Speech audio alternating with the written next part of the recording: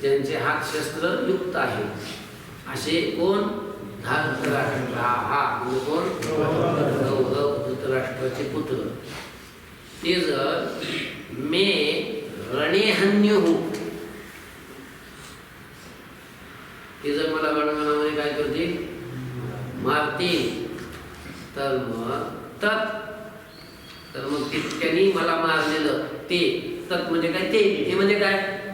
जर त्यांनी मला मारलं तर मग ते मे क्षेमतरं भवे, मला ते कल्याणकारक होईल. लक्षात आलं? काय म्हणतो अर्जुन बघा. यदि म्हणजे जर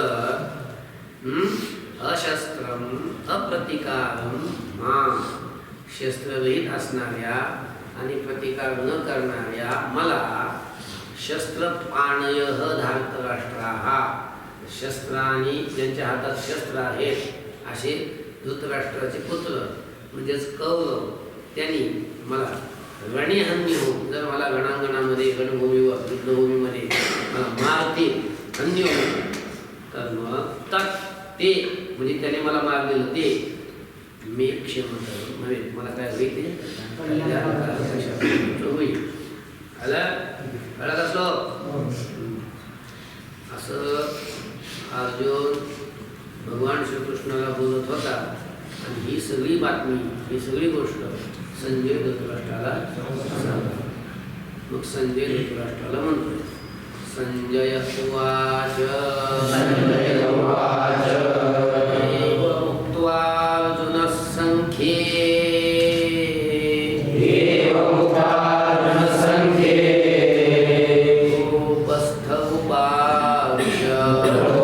उपस्थ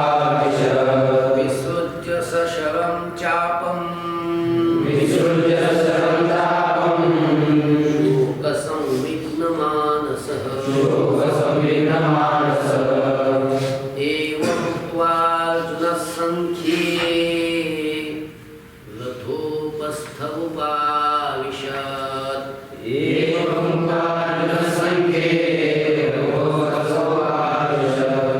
विसृज्य सशरं चापं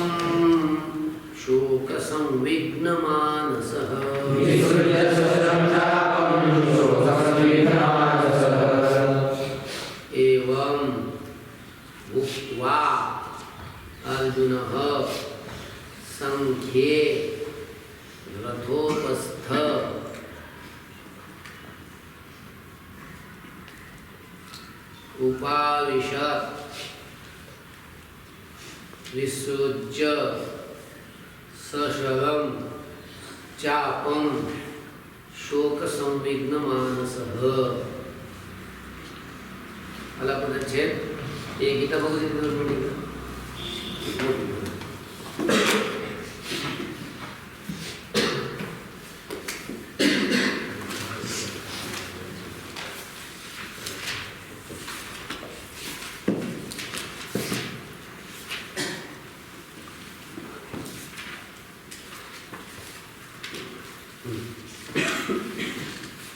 बघा. संजय उवाच. संजय म्हणाला. काय? संजय म्हणाला. काय म्हणाला संजय? की संख्ये अगोदर घ्या. काय घ्यायचं? संख्ये. संख्ये म्हणजे युद्धामध्ये. संख्ये शब्दाचा अर्थ काय? या युद्धामध्ये शोक संविघ्न मानसः अर्जुन. अर्जुन शब्द पकडायचा आणि मग तो अर्जुनाचं विशेषण काय? शोक संविघ्न मानस, म्हणजे शोकाने ज्याचं मन उद्विग्न झालेलं आहे असा अर्जुन. शोक संविघ्न मानस म्हणजे शोकानं ज्याचं मन काय झालेलं आहे? उद्विग्न झालेलं आहे असा कोण? अर्जुन. असा अर्जुन. एवं उक्त्वा, अशा प्रकारे बोलून. अशा प्रकारे म्हणजे कशा प्रकारे? वरच्या श्लोकात म्हटलं ना की शस्त्ररहित असणाऱ्या आणि प्रतिकार न करणाऱ्या मला शस्त्रांनी युक्त असलेल्या कौरवांनी जरी मारलं तर मला ते काय होईल, कल्याणकारक होईल असं बोलू. समजते का? म्हणजे शोकाने ज्याचं मन उद्विग्न झालेलं आहे असा जो अर्जुन, तो अर्जुन एवं उक्त्वा अशा प्रकारचं बोलून, आणि अजून काय असं बोलला, आणि असं बोलून काय करतो, सशरम चापम विसृज्य. शर शब्दाचा अर्थ बाण, आणि त्याला लागलाय स म्हणजे बाणासह. चापम, चापम नाम धनुष्य. चाप शब्दाचा अर्थ काय, बाण जे असतात ना पाठीवरती पुणे असतं बाण असतं, ते बाणही दिले टाकून आणि हातातला धनुष्य दिला टाकून, म्हणजे बाणासह धनुष्य अर्जुनाने टाकून दिलं. सशरम चापम विसृज्य, दिसलं का? बाणासह धनुष्य टाकून रथोपस्थे. काय तर एचा लोप झाला. रथोपस्थे, रथाच्या मागच्या भागावर. रथाचा जो मागचा भाग असतो तिथं उपाविशत, तो काय झाला, बसला झाला, म्हणजे बसला. लक्षामध्ये अजून एकदा सांगत असलो बघा, संख्ये म्हणजे युद्धामध्ये शोक संविग्न मानसः अर्जुन, शोकानं उद्विग्न मन ज्याचं झालेलं आहे असा अर्जुन म्हणजे अर्जुन एवं उक्त्वा अशा प्रकारे बोलून सशरम चापम विसृज्य, बाणासह धनुष्याला टाकून रथोपस्थे उपाविशत, रथाच्या मागच्या जागेवर, म्हणजे मागचा भाग जो आहे रथाचा तिथं तो उपाविशत म्हणजे बसला.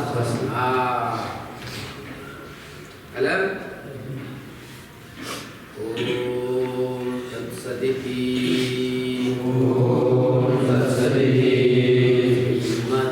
श्रीमद्भगवद्गीता उपनिषत्सु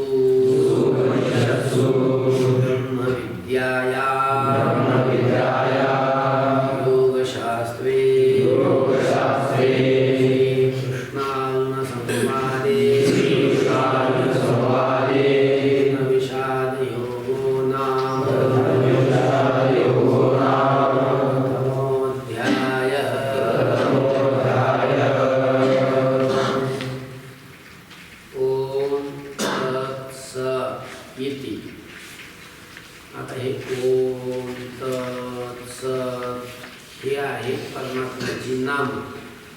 परमात्म्याचं नामाभिधान आहे. सुद्धा गीतेमध्ये सांगितले ओम तत्सदिति निर्देशो ब्रह्मणस्त्रिविधस्मृतः. ओम तत् आणि सत हे ब्रह्माचे 3 काही निर्देश आहेत. निर्देश म्हणजे देवाचे 3 नाम आहेत, ते नामाभिधान देवाचे परमात्म्याचे लक्षामध्ये. तर अशा प्रकारे कारण आणि या परमात्म्याच्या नामाचा विनियोग करायचा असतो आरंभाला, मध्ये आणि शेवटी. आता अध्याय समाप्त झालाय. शेवटी नामाभिधान जर म्हणजे देवाचं नाव जर उच्चारला कुठल्याही कर्माच्या शेवटी, कोणत्याही कार्याच्या शेवटी, तर त्या कार्यामध्ये काही जी न्यूनता आहे, जी उणीव आहे, ती उणीव काय होत असते, पूर्ण होत असते. म्हणून शेवटी देवाच्या नामाचा उच्चार करायचा असतो. म्हणून आपण काल गीतेचा पाठ केला, गीतेचा पाठ झालं काय म्हटलं आपण विष्णू सहस्रनाम म्हटलं. सहस्रनाम कसा म्हणायचं असतं, नंतर त्या नामाच्या उच्चाराने आपण केलेलं जे कार्य असतं त्याच्यात जी उणीव राहिली असते, काही उच्चार चुकलेले असतात, काही सोडून दिलेलं असते, गडबड आपली घायला असते ना आपण, त्याच्यामुळं उणीव राहिली ती उणीव पूर्ण होत असते. आलं का लक्षामध्ये? त्याच्यासाठी नामाचा उच्चार करायचा असते. म्हणून शेवटी आता नामाचा उच्चार आहे ओम तत्सत इति. अशा प्रकारे श्रीमद्भगवद्गीतासु रसोवा, पुढचा उच्चार म्हणून दीर्घ झाला. श्रीमद म्हणजे श्रीनं संपन्न असणाऱ्या, भगवत भगानीयुक्त असणाऱ्या, भगवंतानी परमात्म्यानी गीतासु गायलेल्या, उपनिषत्सु उपनिषदातील, ब्रह्मविद्याया ब्रह्मविद्येतील, योगशास्त्रे योगशास्त्रातील, श्रीकृष्णार्जुन संवादे श्रीकृष्ण आणि अर्जुनाच्या संवादातील हा अर्जुन विषाद योग नाम प्रथमोध्याय. हा अर्जुन विषाद योग नावाचा पहिला अध्याय सुरू झाला, संपूर्ण झाला.